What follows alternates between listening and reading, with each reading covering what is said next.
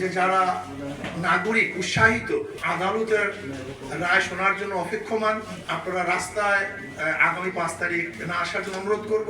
নির্বাচিত হাত পাখার প্রার্থী হবে, এইটাই জনগণের আশা এবং আকাঙ্ক্ষা। এর জন্য আমি চাই সেখানে আমাকে চিটাগাং এবং ঢাকার মতো প্রার্থী ঘোষণা করা হোক। অতি উৎসাহের সাথে বরিশালের জনগণ ক্যাম্পেইন, নির্বাচনী প্রচারণা সব কিছু আঞ্জাম দিয়েছে। ভেবেছিল যে তারা এক সুষ্ঠু পরিবেশে ভোট প্রদান করতে পারবে এবং এটা ভাবারও যথেষ্ট পরিমাণ কারণ ছিল, যেহেতু তৎকালীন সময়ে ফ্যাসিস্ট হাসিনার প্রধান নির্বাচন কমিশন তার এক টিম নিয়ে বরিশালে আসেন। তিনি সবার সামনে আশ্বস্ত করেছিলেন যে অবশ্যই গ্রহণযোগ্য সুষ্ঠু নির্বাচন তিনি উপহার দিবেন। তার কথা এবং কাজে কোনো মিল পাইনি। নির্বাচনের দিন সম্পর্কে আপনাদের সবাই জানা আছে যে EVM এ নির্বাচন অনুষ্ঠিত হয়েছিল। সেখানে বিভিন্ন পত্রিকা রিপোর্টে আগের থেকেই 30% ভোট গ্রহণ করার বক্তব্য এসছে।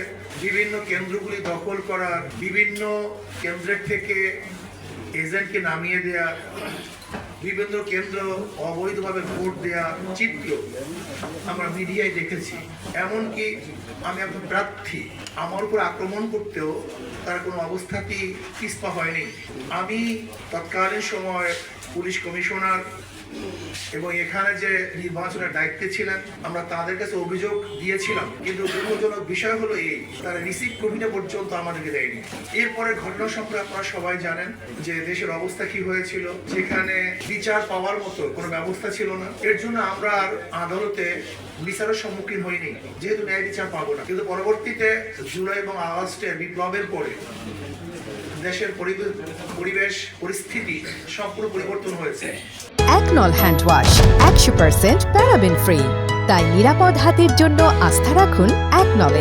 আমি আদালতের কাছে অনুরোধ করব যে আমাদের মামলা গ্রহণ করে জনগণের আশা এবং আকাঙ্ক্ষার প্রতিফলন অবশ্যই আদালত ইনশাআল্লাহ ঘটাবেন।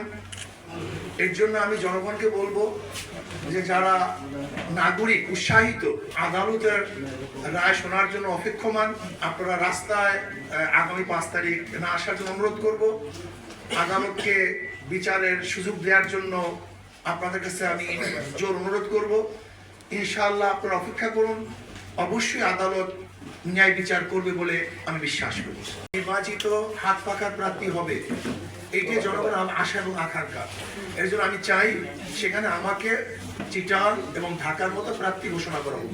সেখানেও তারা নির্বাচনের পরপরই মামলাটা দায়ের করছিল, আপনি 22 মাস পরে করছেন। আমি সেটা বলছি যে আমার তামাদি হয়ে গেছে এবং তামাদি উত্তরণের এখতিয়ার দর্শায়মান আছে, শুধু এতটুকু যে মামলা গ্রহণ করার এখতিয়ার সম্পূর্ণ মহামান্য আদালতের আছে। আপনাকে নির্বাচিত করার পেছনে যে সমস্ত আপনি কি যুক্তি দ্বারা করছেন দেখেন, চিটাগাংয়ে এবং ঘোষণা করার পক্ষে চিটাগাংয়ে এবং ঢাকা ওর এভিডেন্সের ভিত্তিতে রায় দেওয়া হয়েছে, সেগুলো আমাদের কাছে আছে, আমরা সেগুলো নিয়ে এসেছি।